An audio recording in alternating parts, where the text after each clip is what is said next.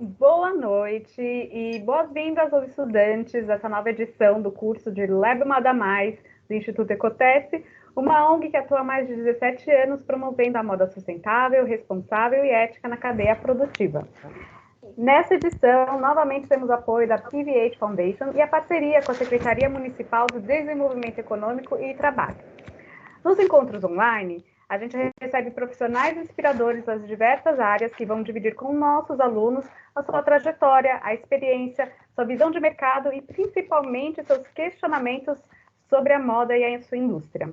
Nesse encontro inaugural, então, a gente recebe a Agustina Comas, designer uruguaia, que tem essa marca Comas promovendo a economia circular através de produtos e prestando consultoria para diversas marcas repensarem seus resíduos têxteis e desenvolverem novos produtos através do upcycling. Em 2021, ela também recebeu o prêmio Fashion Futures do Instituto CIA na categoria Inovação e Tecnologia. Agus, se você quiser fazer uma pequena apresentação, falar um pouco da sua trajetória aí para a gente começar o bate-papo, porque a gente recebeu as perguntas, né, também dos alunos e muitos querem saber esse seu início, essa sua vinda para o Brasil e como que começou tudo assim, de uma forma. Ótimo, que bom. Obrigada pelo convite, meninas. É uma honra poder estar aqui compartilhando com vocês e com essa moçada, né, que é o futuro, eles que vão dar as respostas para a gente. A gente está mais gerando perguntas e é muito bom poder trocar. Eu acompanhei o processo o ano passado também, e estou vendo também como quem participou já está também trabalhando, né, com vocês. Muito bom, parabéns para todos e força que vale a pena a dedicação, né? Então, vou fazer só um complemento para a introdução da Maria Letícia. Eu vim para o Brasil em 2004, tinha me formado como designer industrial em habilitação têxtil moda. Só uma coisa, quando meu marido chegar, eu vou me mover, eu vou para o escritório. Que agora, como eu estou com ele aqui, aí quando ele chega, né, você fica com o papai, aí eu entro no escritório, aí eu aviso e faço uma movida pela casa. Eu me formei lá em design industrial, habilitação têxtil moda, e assim que me formei, vim aqui atrás de aventuras profissionais. Eu já tinha contato com o Brasil por conta do meu pai, que tem uma empresa de logística e transporte entre Uruguai e Brasil há muitos anos. Então, eu tinha um contato com o Brasil. E eu tinha também ido num congresso de design, não sei se vocês conhecem o M-Design, é um congresso nacional brasileiro, acho que ainda acontece de estudantes, e aí tinha uma tradição que da minha faculdade do Uruguai, as pessoas iam junto com os estudantes da Federal de Santa Maria, de design, para o N, e aí eu tinha ido para Salvador, para o N de Salvador, de ônibus, desde Uruguai, 4 dias para ir, 4 dias para voltar.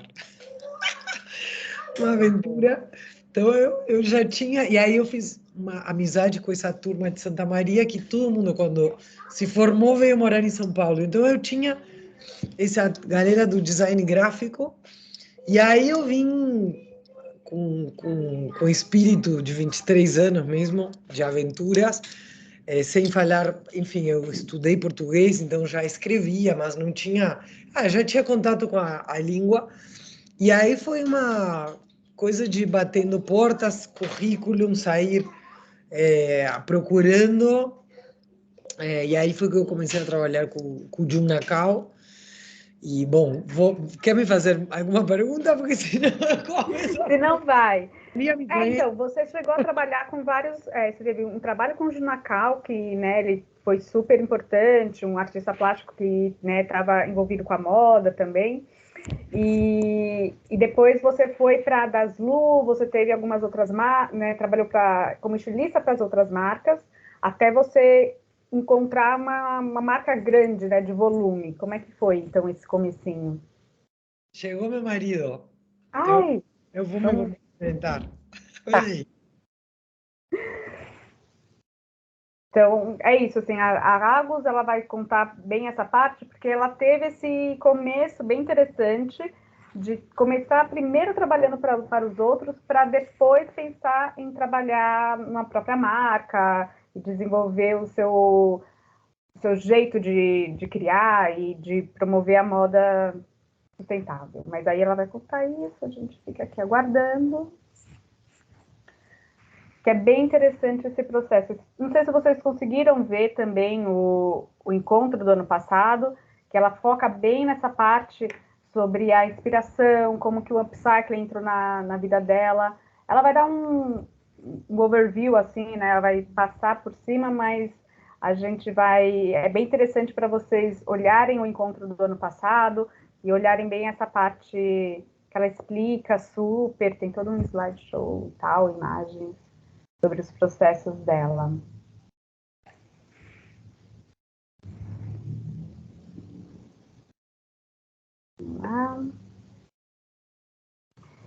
Quem já conhece o Jun Nakao? Isso é bom, tá? Vamos lá. Pronto. Então, Pronto. começando aí desse começo no Jun Nakao, toda a parte de experimentação, né, que ele promovia, e depois você foi trabalhar com outras marcas, né? Exatamente. Eu fui trabalhar na Daslu, depois do Joom, que aí foi uma experiência... Peraí, não consigo me concentrar.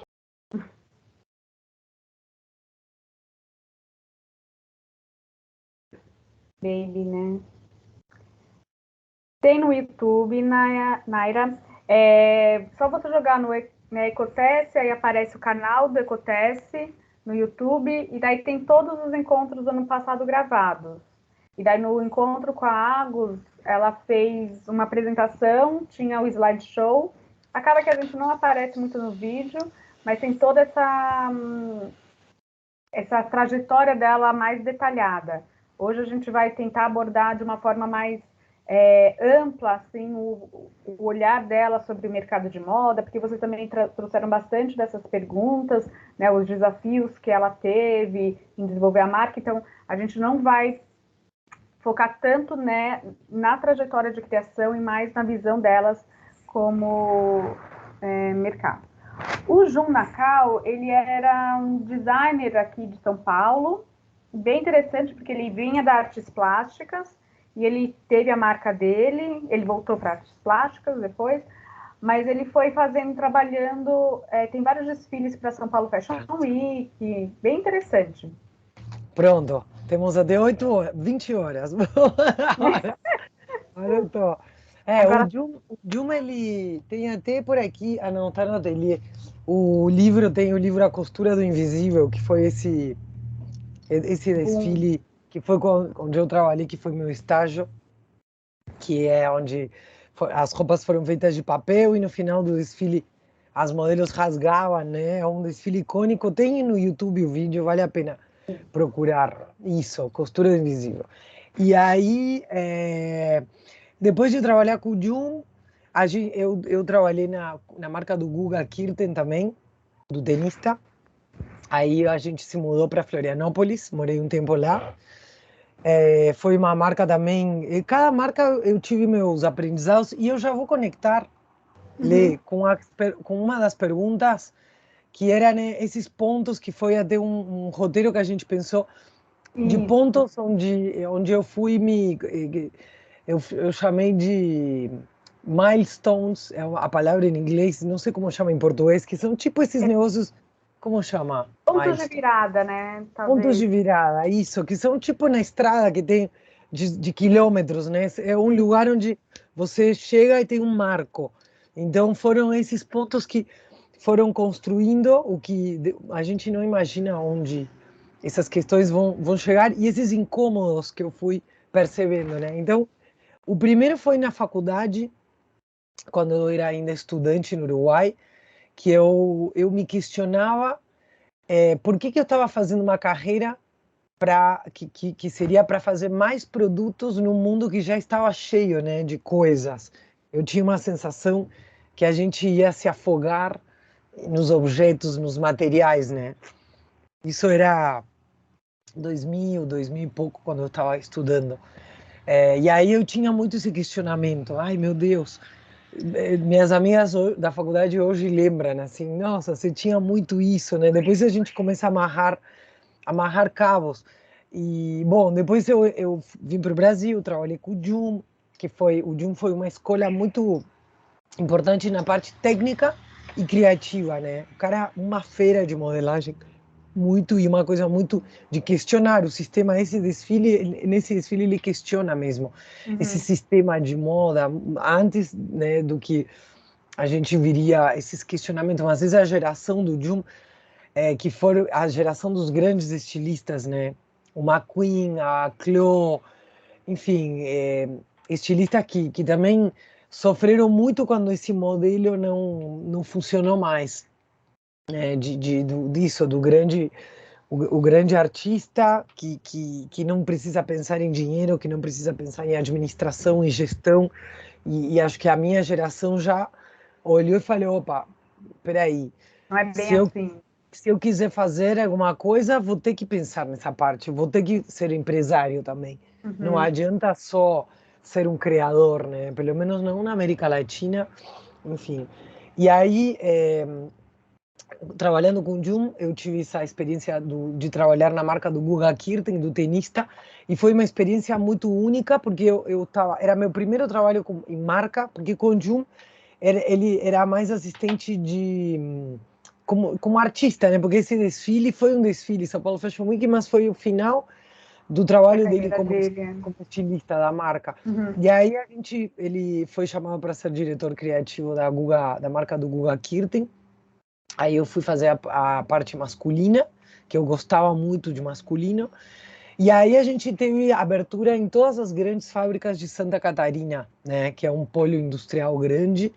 E aí conseguimos, enfim, desenvolver produto com a Dudalina, a HJ Hering, Tecnoblue, grandes fábricas mesmo. E foi aí que eu comecei a olhar para essa indústria, entrar nas fábricas e ter a oportunidade de ver os volumes de sobra, os efluentes líquidos. Eu comecei a prestar atenção e falar, caraca, tudo isso é sobra de corte. A ver o volume de produto também, isso era uma coisa que me chamava muito a atenção. E aí, dentro da marca, eu comecei a ver a sobra de estoque. Então, vinha por um lado essa questão como estudante, essa outra, e eu, criança, era daquelas, sempre fui de ficar catando coisas. Eu ficava guardando embalagens de coisas que eu achava interessantes, sei lá, batata Pringle, guardava tubos. Eu ficava guardando coisas, um celofane diferente, não sei o quê, e ficava fazendo, sei lá, qualquer coisa, mas Alguma tinha. coisa aquilo pode surgir, né? Exato, eu tinha uma coisa de juntar, então ali dá para ir fazendo uma costura. Fora que meus pais são acumuladores, então eu vejo, eu vejo que meu trabalho é muito para ressignificar, porque, cara, as casas do meu pai são muito loucas, cheias de coisas, e é uma viagem. E sempre foi, né? Casas grandes, cheias de coisas, meio, ai meu Deus. Então acho que essa angústia de sucumbir nos materiais também vinha muito por esse lado, não sei de onde vem. Segundo meu marido, no Uruguai tem muitos acumuladores. Tem uma coisa da cultura, talvez, não sei. Outro capítulo para terapia. Mas aí, enfim, voltando mais a essa experiência de mercado, no Guga Kirten eu tive esse olhar, e aí quando eu voltei para São Paulo, de Floripa, a marca quebrou, teve, enfim, o plano de negócios, como foi gerido, foi muito voltado para o marketing, pouco para o negócio, para o produto, enfim, também esses aprendizados de estar em marcas que quebram também são interessantes.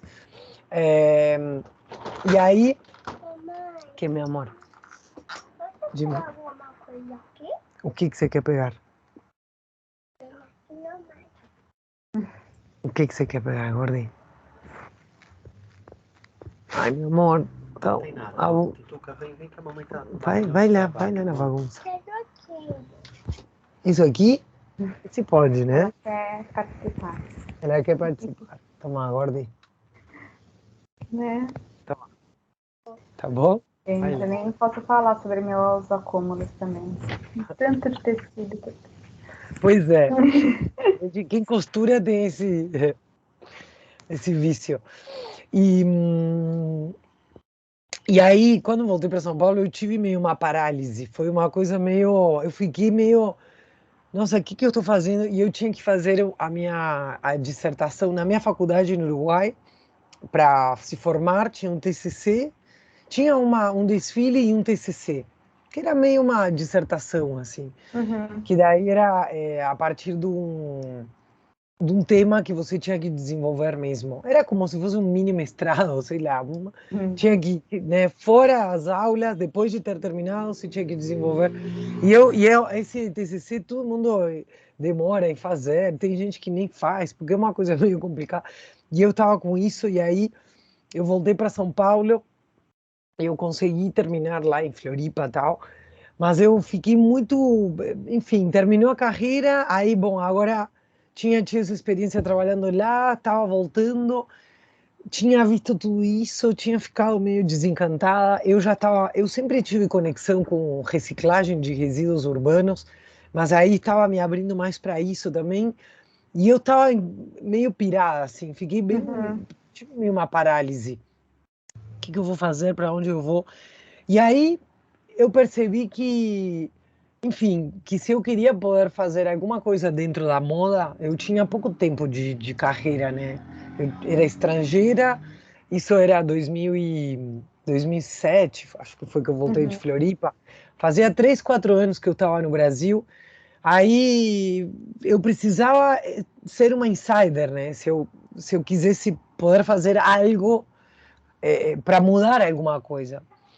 E aí eu pensei, tá, eu vou trabalhar no fast fashion, vou tentar entrar numa Riachuelo, eu fiz entrevista na Marisa, e aí eu liguei para uma tia, amiga de uma amiga do meu pai, era uma conhecida assim, que trabalhava na Riachuelo, e foi ela que me falou, tá bom, eu vou mandar teu currículo na Riachuelo, mas eu vou mandar também na Daslu, que agora eu estou na Daslu. Falei, nossa, Daslu, nada a ver, como assim? Um negócio era completamente fora do...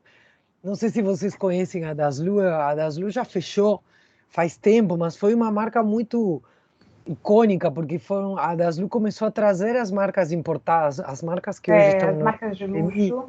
de luxo, Isso. né? A Prada, a Dolce Gabbana, enfim, Depois todas ela as... começou a ter a própria marca, né?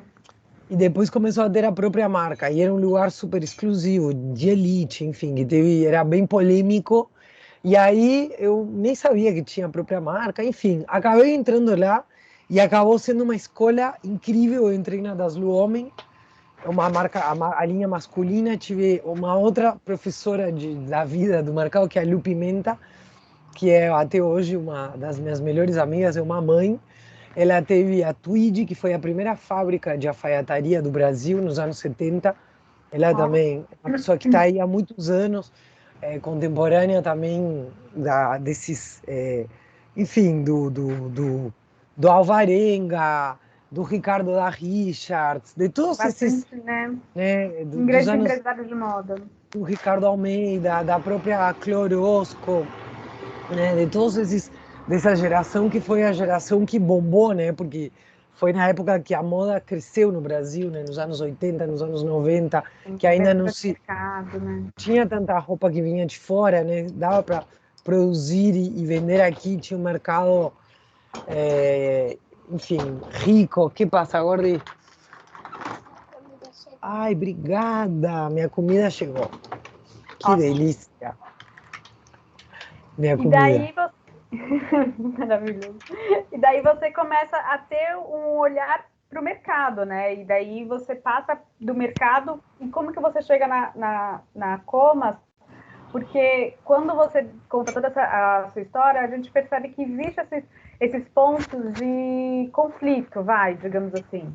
Então você tem um ateliê no Junacal, que é uma coisa muito pequena, uma produção muito pequena, para você passar para mesmo que seja uma má gestão, né, para um grande ponto de produção e ter esse, mesmo que a das luzes seja de exclusividade, mas também ele entra num outro mecanismo, né? Como que você começa a pensar a Comas a partir desses conflitos?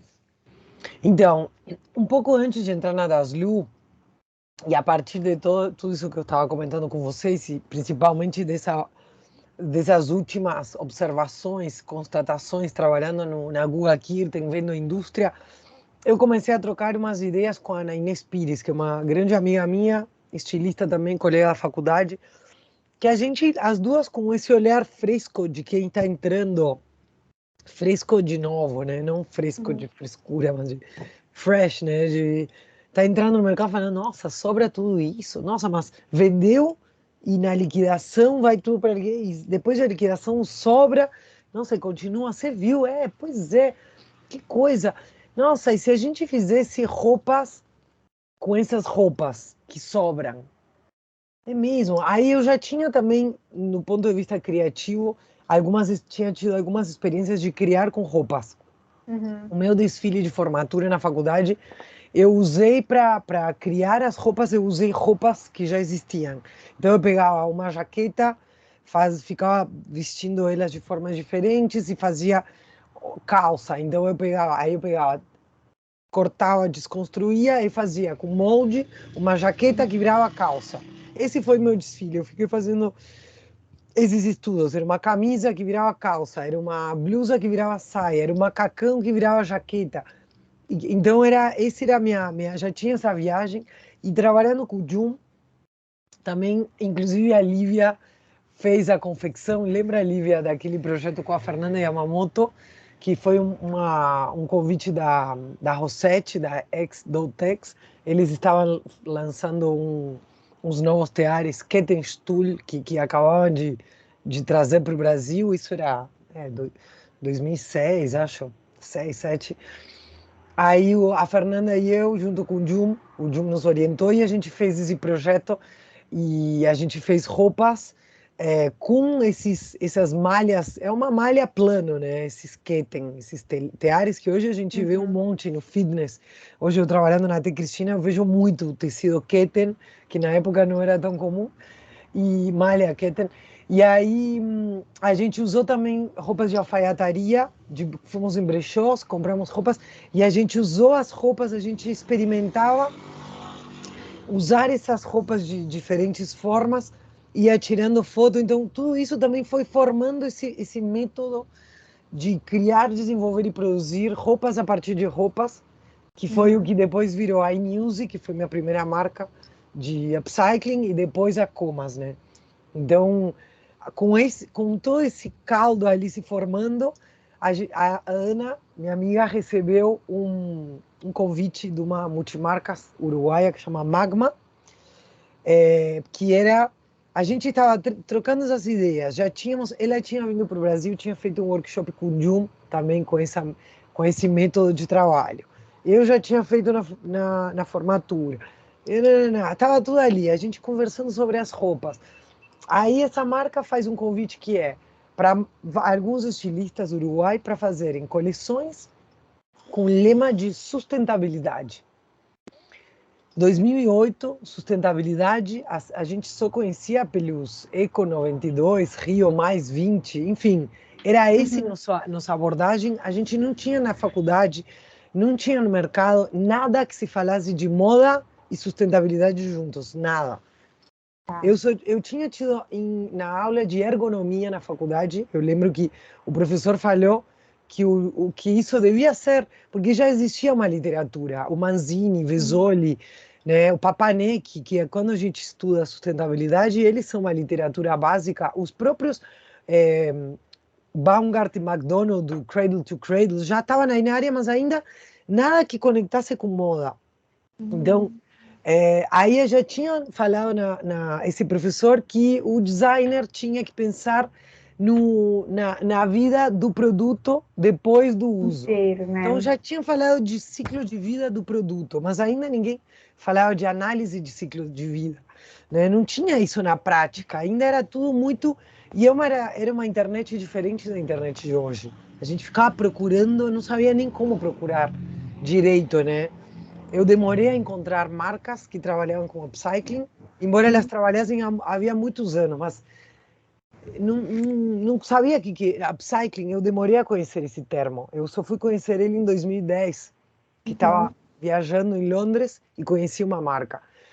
Então, 2008 era bom.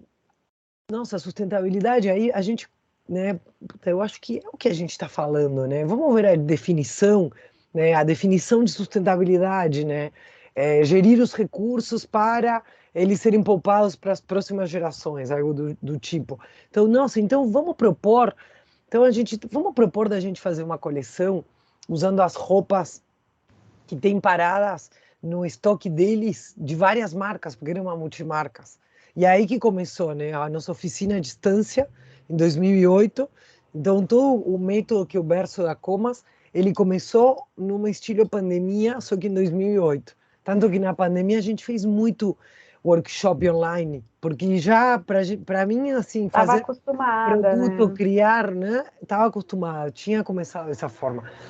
Então, nesse cenário todo, eu começo a entrar eu começo a trabalhar na Daslu, e aí, na mesma hora, eu começo enfim, a usar as peças piloto masculinas também da Daslu.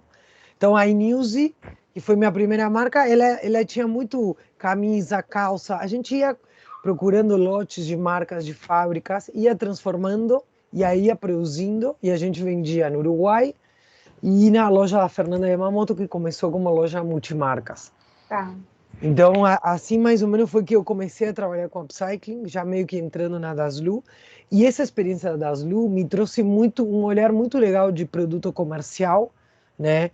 De produto que tem que vender, de diversidade também de produtos. Eu fazia lá dentro camisaria, jeans, calçado, alfaiataria, camisaria social, malharia retilínea, malharia circular, mais casual, estamparia, a parte de praia. Eu fiquei 5 anos com a Lu Pimenta como mestre, né? Consegui Uhum. passar por todos os tipos de produto, foi muito legal. E também aí eu comecei a me ligar dessa questão, foi mais um ponto assim, da questão do trabalho e das horas de trabalho, né? Eu era uma jovem de 20, sei lá, 20 e poucos anos, enfim, dividia um apartamento, Uhum. tinha meu salário, vivia, né, estava num lugar privilegiado porque era formada, tinha feito, né, era designer, eu estava como estilista, e olhando assim, Lana das Lu era meio castas, era meio chocante, tipo, parecia da Índia, porque era assim, e tinha a galera que trabalhava lá que era muito high society, né, muito Sim. Para quem não sabe, existia isso na Daslu de você contratar filhas, sobrinhas de gente da alta sociedade, porque elas se né, teriam a relação, né? As muito vendedoras bom. eram dessa situação mais elevada, eram também consumidoras, existia todo essa patotinha, né? Uma panela que se formava e você precisava ter um sobrenome para você trabalhar lá, e tinha um pouco disso. Exato. Então, isso era, no masculino era um pouco diferente, a gente era meio outro universo. No feminino, e aí é isso, você entrava no elevador e era tudo uma montação, porque ia gente muito rica para comprar, era bolsa e eu não sei o quê, então, e aí tinha as mulheres que arrumavam as mesas tal, que aí era outra, né, era outra situação, era outra classe social, completamente, e era muita diferença, assim, você ficava, falava, caraca, era uma viagem, a Azul era realmente uma coisa muito, para mim foi um, Doida, né? uma experiência muito diferente. E aí eu comecei a fazer contas de horas de trabalho, né? Você falava, pô, ela saiu de casa, né? Levou 2 horas para chegar, 2 horas para ir, são 4 horas, mas vai ficar 10 horas aqui, são 14 horas. Pô, sobra 10 horas para dormir, cozinhar, cuidar dos filhos. Tipo, nossa, E ainda eu nem estava no chão de fábrica, né? Que é uma realidade É outra também. realidade. 2 horas, 3 horas, 6 horas. Então você fala, caraca, a pessoa tem 8 horas do dia para dormir, cuidar da casa, cuidar dos filhos, tipo, tá muito errado, né? Essa carga horária. Enfim, e aí também vendo, para mim começou a ficar muito forte eu comecei a conectar com esse universo da sustentabilidade. Ainda não se falava em circularidade, também vão vindo, né, os Novos nomes, os novos novos nomes, termos. era sustainability e ética, né, muita coisa ética, transparência, isso também já. E aí vendo que no mundo estava acontecendo, eu já há alguns anos trabalhando com isso no segundo turno, né, eu chegava da 8 da noite do trabalho, não tinha filho, e aí, pá, entrava no computador, a Ana também, a gente entrava no segundo turno, Trabalhavam. ficávamos trabalhando até meia-noite, 1 hora, aí no dia seguinte, na das Lu entrava tarde, então acordava cedo, ia nas costureiras, então final de semana, então eu conseguia fazer esse turno duplo, eu consegui usar o que eu já tinha o meu básico garantido, meu aluguel, minha comida, meu rolê estava garantido, então eu podia dedicar as outras horas para trabalhar, para aprofundar, para desenvolver essa coisa que era nova, que era diferente, que era ainda não dava para saber bem o que era, para, né, aí fazia coisas, levava na Fernanda Yamamoto, vendia, levava para o Uruguai, ficava, enfim, inventando, fazendo oficinas. É, e aí, enfim, eu juntei forças, criei aí um paralelo, consegui uma representação de uma fábrica de alfaiataria do Uruguai, que depois foi meu primeiro calote, nossa, tomei na cabeça, foi a minha primeira assim, quebrada como empreendedora, mas tá, foi o jeito que encontrei de sair, então também consegui meio viver com isso.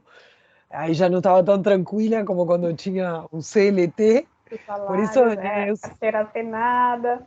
consegui, né, ter um CLT para desenvolver em paralelo, quando ainda é jovem, também não tem filho, não tem tanta para tentar, enfim, usar essa tranquilidade para poder empreender na paralela, porque depois, quando a gente empreende, para dar certo, para poder pagar as contas, quanto mais esse empreendimento está pago, está garantido no seu custo fixo em casa, né? Não tem que ter mais fácil você deixar que ele se desenvolva sem, né? Porque quando a gente não tem um investidor, uma grana e o investimento é do nosso próprio bolso, né?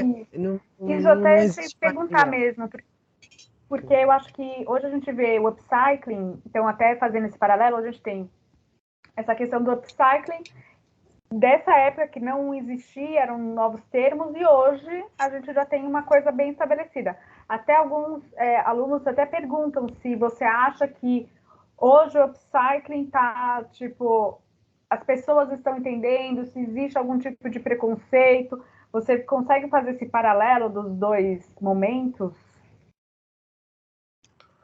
Perdão, não entendi do momento, se fala do... De quando você começou mesmo, né? Sim, Trabalhar entendi. com De um quando eu comecei e upcycling, hoje. e hoje. Não, é outro mundo, é outro mundo. Na época que eu comecei, bom, eu só descobri que isso chamava upcycling em 2010. Eu trabalhava desde 2008, eu fiquei 2 anos, sei lá, inventando os nomes. Falava que era reciclagem industrial. Eu ficava meio tentando. Não tinha ainda nem bibliografia, não conhecia ninguém que.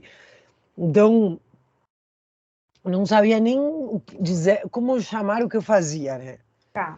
Então, isso era. E aí a gente vê, assim, teve em 2014 um marco que foi a fundação do movimento Fashion Revolution, né? Depois do desastre em 2013 do Rana Plaza, e o movimento chegou rápido no Brasil porque a Fernanda Simon estava lá, que é a fundadora, diretora do movimento aqui, estava lá na Inglaterra quando fundou, então já veio em seguida. E aí foi um marco porque juntou todo mundo que estava meio sozinho fazendo coisas, e aí como que isso começou a dar um caldo. Eu, na paralela, também dei aula no IED, isso foi muito bom no curso era acho que era design para sustentabilidade, era em para todos as design gráfico, produto, moda, era uma disciplina transversal. Aberto. Ah, legal. E aí, enfim, eu também fui adquirindo vocabulário, entendendo, engrossando um pouco esse caldo que ainda não era, isso foi super importante, mas aí quando eu comecei com a Comas, em 2015, que eu já comecei a fazer feiras, e aí eu ia fazia mercado manual, que era uma feira muito legal, era uma feira também que valorizava muito o trabalho manual, artesanal, o design, então já era, aí meu trabalho estava colocado em outro lugar. Então eu quando eu fiz a Comas, eu já tinha sacado também algumas coisas, que foi em 2000 a Comas foi em 2015. Eu estava trabalhando com upcycling desde 2008, 9, 10, 11, Uns 7 anos 7 ali. anos. E eu já tinha me ligado. Primeiro, eu queria fazer uma marca com produtos que fossem duradouros, não só pela qualidade, mas pelo estilo também. Porque eu já estava me ligando nessa questão da sustentabilidade, de não fazer produtos datados, sim Mais produtos que possam, atemporais. atemporais, que possam. Então, isso por um lado. E por outro lado, o que mais que tinha me. Ah, e aí eu tinha me ligado também que as pessoas tinham que gostar da roupa porque ela ficava bem, vestia bem, deixava ela bonita, era uma roupa boa. E não porque ela era feita de upcycling. O que era de upcycling tinha que vir depois. Porque eu entendi que dessa forma eu conseguiria furar a bolha e chegar em mais pessoas, e não só os super alternativos que vão querer, tipo o eco design, né? É porque é eco, então eu compro. Não, só porque é eco ninguém tem que ser bom, tem que ser Interessante. legal, né? E aí eu tava já com essas ideias na cabeça que hoje já são ideias mais. Então eu já fui, né? Como assim? Então eu chegava no mercado manual, claro, com toda uma história legal de aproveitamento e tal, mas também com um baita produto, muito bonito, muito chique, muito bem feito, que surpreendia que fosse feito a partir de algo que já existisse. Então, assim, eu vejo assim, do meu lado, é um caminho de ir abrindo A floresta faca, né? para ir, Tipo, tipo, travando. desbravando, para ir entendendo. E assim, e é todo um coletivo fazendo isso, né?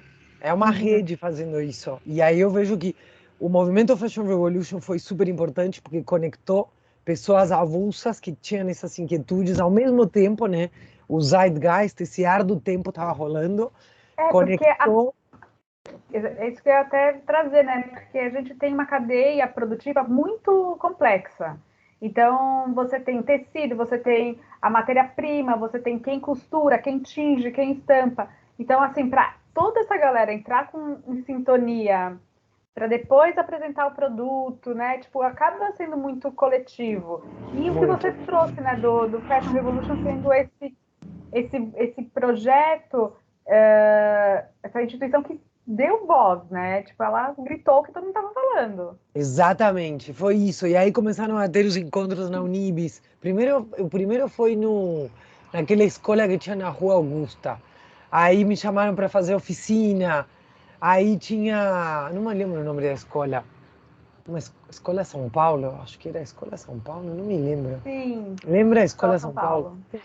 Acho que teve um antes. Enfim, aí conversas, aí a gente via que em Londres estava conversando não sei o que com não sei quem, aí aqui, nananã, aí a gente começou a se conhecer. Aí depois veio o Brasil com o Fashion Week, que também colocou um lado mais de mercado, né? De negócio. E aí foram se formando várias redes que hoje, enfim, sustentam a gente a gente até brincou, né? Sustentação do sonho, né? A importância dessa rede, da gente ver que não está sozinho.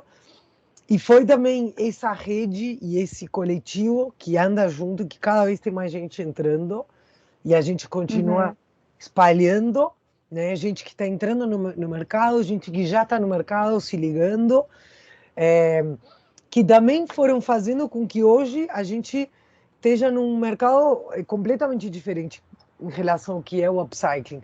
Eu não vou falar que está super fácil e que já está rolando e que estão me chamando todo mundo, porque não, eu ainda tenho que convencer pessoas, tá? Mas assim, pelo menos hoje todo mundo entende o que eu faço. Você fala upcycling, tem bastante greenwashing também no meio, então a pessoa acha que é uma coisa, mas que não é bem isso, mas, bom, pelo menos o tema está ali, né? A pessoa mistura com reciclagem ainda, acha que é não sei o quê, enfim, mas Pegou do então, lixo, essas coisas, do brechó.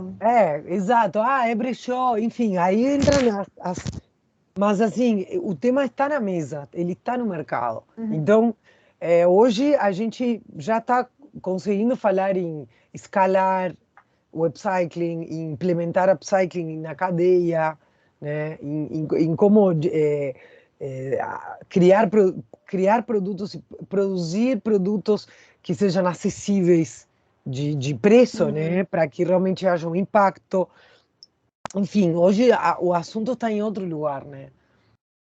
E isso você acha que, por exemplo, o upcycling ele acaba sendo um novo formato de produção. Tipo, ele acaba sendo uma contracultura desse fast fashion. Como que você vê? Você acha que isso tem essa conversa até de um novo capitalismo, de um anticapitalismo dentro da moda? Como que você olha?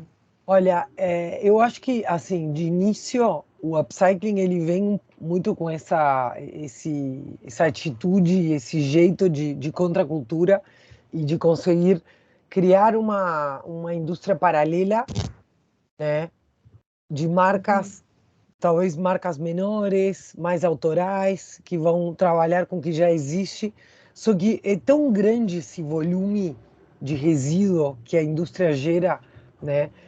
Que assim isso da minha perspectiva, inclusive essa vem sendo a minha trajetória, né? Eu comecei sempre como marca, eu sempre fiz muito trabalho de capacitação, treinamento, workshop, até collabs e parcerias, mas eu fui entendendo que para eu conseguir dar impacto e realmente aproveitar e que esses materiais eles sejam utilizados de forma otimizada, eu precisava conseguir implementar isso na grande indústria, né? Onde que não ia dar conta só com uma marca, assim, não ia ter os meios de produção, precisa de muito investimento. Se eu tivesse um baita investimento para, talvez teria, enfim, conseguiria percorrer esse caminho, mas não é meu caso, né? Então, entendendo quais recursos eu tenho e como que eu potencializo esses recursos. Então, aí, quando a gente fala em indústria, em upcycling em escala, que é uma coisa que para algumas pessoas é uma contradição, por exemplo, aí Tá. eu vejo assim a importância de reforçar que se não existe cuidado pelas pessoas, né, pelo menos direitos trabalhistas, pelo menos, né, disso para mais, né, Bah. buscando uma mudança nesse sentido, redução de carga horária, enfim, tudo que a gente precisa para fazer viável a vida das trabalhadoras e os trabalhadores da indústria que, né, da base dessa pirâmide que é o chão de fábrica. Então, se não existe esse cuidado, se não existe esse olhar para isso, cara, o upcycling pode ser um genérico Shein, porque Shein Uhum. pode pegar, começar a fazer upcycling com mão de obra escrava. Então, não, eu vejo que assim o upcycling, o que eu acho interessante, o que eu acho legal é que você troca o investimento em matéria-prima pelo investimento em trabalho. Você troca o Uhum. investimento em comprar tecido pelo investimento em pagar corte, costura. Nossa, Então, é interessante. uma forma de você gerar trabalho, de você gerar emprego, de você manter uma cultura de costura, um conhecimento vivo. Só que se esse conhecimento ele é feito no modo capitalista selvagem, de exploração dos meios de produção para lucro de um pequeno grupo, então dá na mesma. É upcycling, não é upcycling. Então, ali tem pontos que são críticos, né? E que a gente tem que ficar atento. E, sobretudo, eu que estou buscando a escala com isso. Aí fica. Então, com quem eu estou me associando? O que está acontecendo? Para mim é muito importante isso, porque senão não faz Fala sentido. sobre essa questão que você trouxe também um pouquinho do coletivo, né? Então, a gente volta a falar do coletivo, porque se você não tem tudo isso pensado de uma forma a beneficiar o maior número de pessoas, e né, a gente não fala no coletivo só de várias vários players, várias etapas falando de sustentabilidade, mas que isso seja trabalhado no coletivo, nos sonhos. Exatamente, fundamental. Fundamental porque ali também que começam a se... Por exemplo, agora no projeto que a gente está na T Cristina, que tem, enfim, a gente está montando o departamento de ESG, vocês já ouviram falar não sei se no curso vão falar ESG, a gente fala ESG. ESG, aqui fica mais prático, ESG, o ESG. E aí a gente está, por exemplo, tem uma parte da equipe que está trabalhando num projeto com a OIT, né, com a Organização Internacional do Trabalho, da ONU. Então, existe ali, né, e enfim, a gente está numa fábrica muito grande, que tem 300 funcionários, né, a gente está desenvolvendo um projeto de upcycling lá dentro, e que tem um interesse e uma abertura para, né, a gente vai fazer agora um programa dentro da BIT também de sustentabilidade para empresas que querem exportar. A gente está tentando entrar a gente já aplicou, estamos esperando a resposta para entrar no Pacto Global da ONU também. Enfim, aí eu faço parte também do Colabora, estou entrando, entendendo como que Moda colabora, né? Isso. Tem também, sei lá, grupos, né? Tem um grupo Transparência, não sei se, acho que a Lia talvez esteja. Enfim, tem milhões de grupos, tem milhões de... E ali você vai criando essas conexões, né? E vai se formando esse universo, né? Que é um nicho, que é um grupo de gente que você encontra aqui, você encontra ali, né? A gente vai criando também, nesses encontros, vão surgindo as parcerias, tanto com as grandes empresas que precisam incorporar, né, essas práticas, quanto com outras empresas também do nosso tamanho que dá para fazer coisas juntos, tipo, sei lá, a Cotton Move, que é um grande parceiro, ou Legal. outras marcas, enfim, fundamental é essa rede para ir trocando essas ideias, essas experiências para tentar, enfim, o Colabora que está também mais nessa frente de tentar emplacar algum projeto de lei, né? Sim. Enfim, é um trabalho complexo e tem vários lugares para você explorar, né? Exatamente. Vários caminhos, né? E tem lugar para muita gente ainda. Né? Quanto mais eu vejo que, assim, eu vejo muito meu trabalho como conseguir abrir essas portas nas empresas. Né? Implementar um mindset, né? Exatamente, de implementar um mindset e abrir essas portas para que pessoas que têm esses conhecimentos, essa curiosidade, esse interesse possam entrar para atuar. E você acha que é um caminho, porque também alunos perguntando, né, desses desafios de começo, por onde vai fazer, quem está começando, né? Para onde que eles vão? Começa pelo Upcycling ou começa para outro lugar? Como é que faz? Pela minha experiência, assim, o que eu indico para as pessoas para os jovens, né? Cara, arruma um trabalho, isso, CLT, numa empresa convencional de moda, vai entender os bastidores, vai entender o chão de fábrica, vai entender como funciona, né? Para você entender como você vai tentar mudar, o que você pode interferir. E vai fazendo na paralela, não sei, bom, se está estudando, mais difícil, mas aproveita a força da juventude, né? Para trabalhar, para dar esse gás, se joga, porque é muito legal esse universo. Sei lá, para mim eu sou meio workaholic, porque eu encontrei e encontro muito no trabalho a realização criativa, né? A coisa artística, a coisa que tem a ver também com quando a gente é jovem, sei lá, mesmo de balada, de música, de se montar.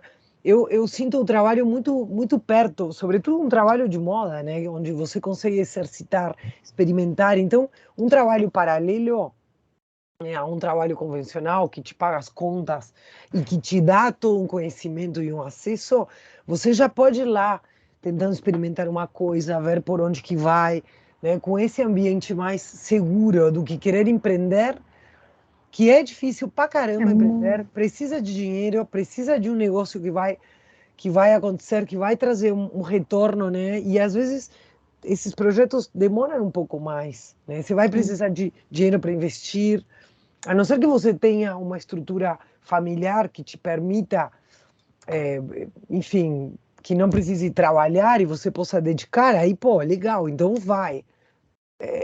Mas mesmo assim, eu acho importante essa É experiência de bom. mercado. É bom estar numa marca, mesmo que não seja o lugar que você acha mais incrível. Não importa, é bom essa experiência, até para ver por que você não gosta, o que não comunga, o que te incomoda, Uhum. né?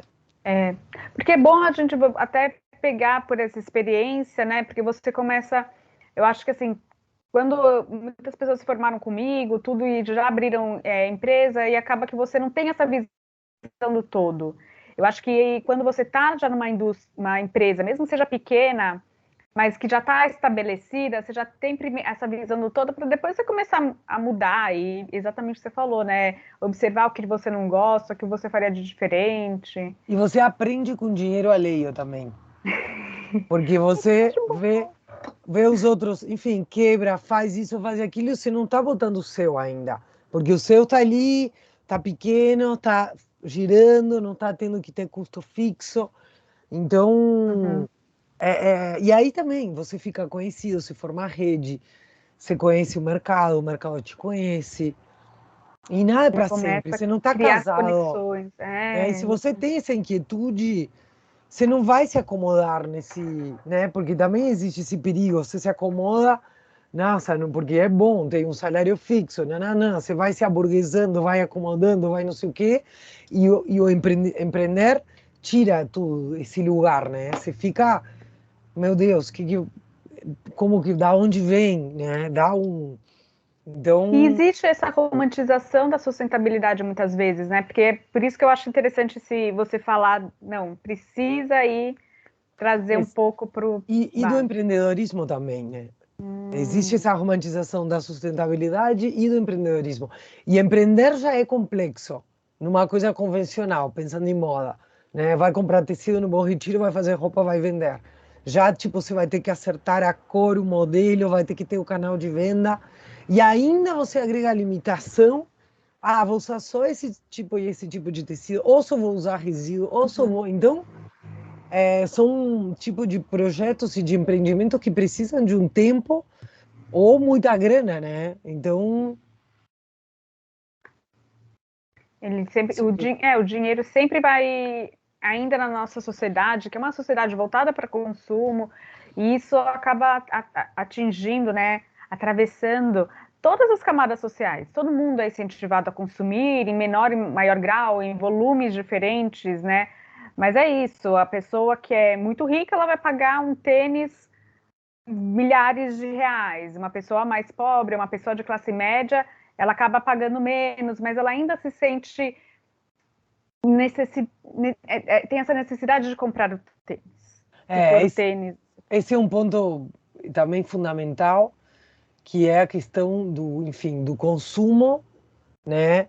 De, que acho que é uma coisa que a gente também coloca muito em discussão, né? Falando de sustentabilidade, falando de upcycling. Por isso que eu acho legal esse pensar que, assim, porque o consumo também implica numa cadeia produtiva funcionando, né? Mas então, qual é essa cadeia produtiva? Né? Que tipo esse consumo está incentivando que tipo de cadeia produtiva? Como que essa cadeia produtiva está pagando as pessoas que estão colocando a mão? Que tipo de material essa cadeia produtiva está usando? Então aí vem toda de trás para frente e eu vejo, enfim, o upcycling como também uma ferramenta, até por você trazer uma informação na roupa de, nossa, mas é uma roupa feita de roupa, já só isso já faz a pessoa, ou é uma coisa feita com resíduo, mas por que tem o resíduo? Né? De fazer quem consome pensar que não é, ficou no aplicativo da Shein, comprando loucamente porque custa R$ 10 um moletom. Não, o que você está contribuindo? Você não tem grana, então compra no brechó. Né? O que você está pagando? O que você está apoiando? Mas como que... e aí enfim, é uma discussão enorme, porque, pô, eu tenho acesso, posso ter acesso a isso, eu quero comprar. E aí, enfim, o buraco é bem mais embaixo, né? Porque é realmente essa necessidade de pertencer, e como a gente que é da moda, né, vocês estão nesse processo, vocês têm ali uma oportunidade, imagino que não todos os seus amigos tenham esse olhar que vocês têm de fazer um look diferente, de ir no brechó, de combinar com o negócio, de cortar, né? Então a gente tem esse lugar também na sociedade, de poder disseminar com os nossos amigos que talvez vão só pensar, não, é na Shein porque é a única forma que eu tenho. Então a gente acaba sendo também influenciadores dessas ideias, né? Nos nossos grupos. Fala, meu, Nossas claro, redes de contato. nessas redes. Na minha juventude, comprar no brechó era esquisitíssimo. Eu usava tudo de brechó. Usava sapato masculino maior, botava uma meia na ponta para não sair. Minha mãe ficava chocada. Mas para mim foi o meu lugar de encontrar o diferente era, né, ir no De brechó, explorar. de explorar. Então, a gente, né, quem trabalha com moda, por isso eu digo que a gente tem esse privilégio de poder encontrar no trabalho muitas realizações, né, de juventude, de contracultura, de arte, de exploração, e isso é uma coisa que eu uso isso no meu trabalho o tempo inteiro, isso que ali que para mim é isso que é inovação, criação, e mesmo eu estando mais no mundo corporativo, não todo mundo corporativo, que eu estou sempre na cozinha, digamos. Meu lugar é na cozinha, né? Que é ali na fábrica, é onde está. Mas mesmo estando em estruturas maiores, você vê como são essas as ideias que vão ser o estopim para uma coisa diferente, né? É muito esse espírito, que é o Sim. meu espírito do começo. E você acha que essas dificuldades, porque também é uma pergunta que recorreu e apareceu também aqui com o Henry, e mais alguém perguntou antes, sobre essas dificuldades, né? Quais foram essas temáticas que acabaram tirando você da zona de conforto, que te se tornou, sabe, tipo, esse foi um ponto de tensão no desenvolvimento da marca, não só como marca de moda, mas também agora como consultoria. Então, como marca, foi muito esses pontos que eu coloquei, né? Desse incômodo com o volume de coisas, depois observando a indústria, esse incômodo com a forma de produzir, né? Considerando a sobra, e que, enfim, a sobra é material, né? E aí, agora mais nessa virada para... Né, eu acabei de fechar minha marca, ainda tem, o site está online, mas eu já vou fechar daqui a pouco, enfim, por um tempo, por hora, tem novo aviso, não tem mais roupa da Comas do meu estoque. Tem sim, tem na Mindset, que é da C&A, tem na Rani, enfim, vai continuar tendo nas collabs que a gente está fazendo, mas não, a gente não é mais um varejo.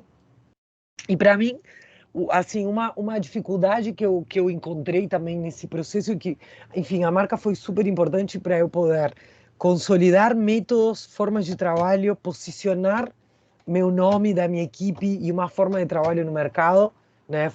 Eu tive muitos retornos da marca, ela me trouxe até aqui, só que financeiramente ela nunca foi viável. Então, nos últimos tempos, eu estava trabalhando com os serviços para bancar a marca. E a marca era como se fosse o branding. Mas falei, nossa, que agência mais cara. Então, era muito de ficar pondo ali. E não preciso ter uma marca para poder fazer. E o impacto, muito pouco, muito pequeno. Uma sensação do tipo, é muito trabalho para pouco impacto. Eu posso ter o laboratório dentro dentro desses clientes, enfim, o laboratório nunca para, porque a gente é laboratorial. E tudo que depois a gente vai escalar, ele vem do laboratório, porque é ali que está a criação, a inovação, é ali que estão essas ideias loucas, esses experimentos. né? Então, esses dois pontos de sentir, cara, eu tô, tipo, nadando e não saio do lugar, porque Tá. tudo que eu tô conseguindo construir de negócio acaba tudo indo para ali, é um produto mais lento de vender. Eu não sou uma pessoa de comércio, eu sou comercial, mas não comerciante. Eu, tipo, meu, não precisa comprar roupa, arruma que você tem, tá? Dá um jeito. Para que vai comprar roupa? Eu fico, ai meu Deus. Então, assim, né, eu não sou toda a roupa que as pessoas têm no armário e aí vai ficar comprando mais uma. Então, fica um conflito grande que eu, enfim, eu sei que meus clientes vão ter que vender a roupa.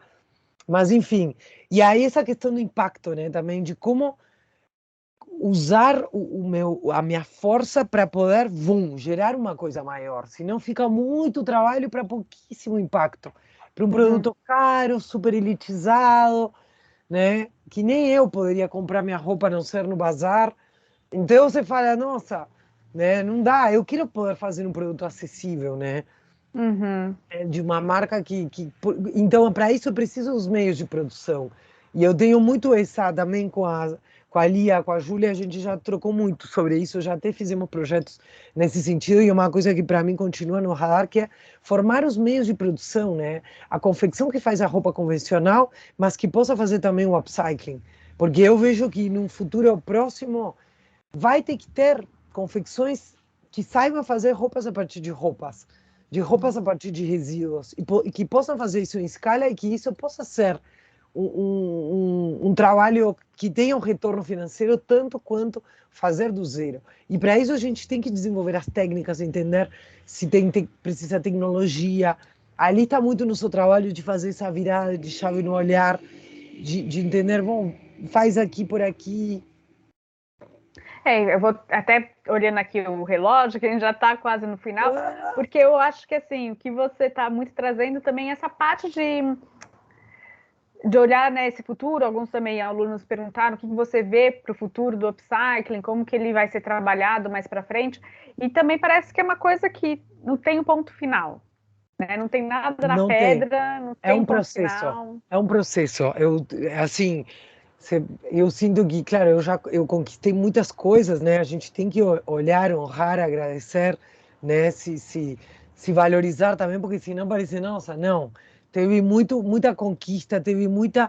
Mas, assim, é um trabalho que continua, ainda há muita porta para bater, muita cabeça para fazer. Claro, com mais estrutura, com mais gente junto, com mais acesso, né? Com mais parceiros. Essa parceria toda com a Cristina faz a gente conseguir acessar lugares que não acessaríamos, né? Então, esse tipo de coisa também você vai encontrando mais ali para se enfiar para poder chegar, né? Eu quero chegar nos tomadores de decisão, né? Poder falar ali no E lá no ouvido ouvido. de quem vai tomar a decisão, de quem vai realmente impactar na vida de muitas pessoas, né? Que são os grandes empresários.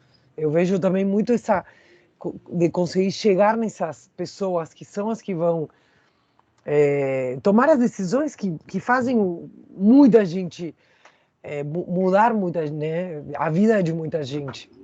As empresas acabam ainda sendo muito hierarquizadas, né? Muito Então você precisa pirâmide. chegar. Entendi. Isso. Vamos tirar uma foto, né? Antes Vamos tirar como uma que faz para foto? todo mundo aparecer do mesmo tamanho? Porque Eu daí acho fica que é aqui. quando você coloca em exibição, lá em cima você tem galeria, aí Aí, tem o locutor, que é só uma pessoa que está falando que aí, aparece. sei, Tem o large modo gallery. juntos, que é muito brega. É lindo Eu de tão vi, brega que é. eu É que as vi. pessoas ficam numas coisas Vou horrorosas. fazer também, vou fazer uma dessas. E daí você pode colocar todo mundo em galeria grande. Só Eu tem acho que daí você. quem não está com a câmera ligada não está aparecendo.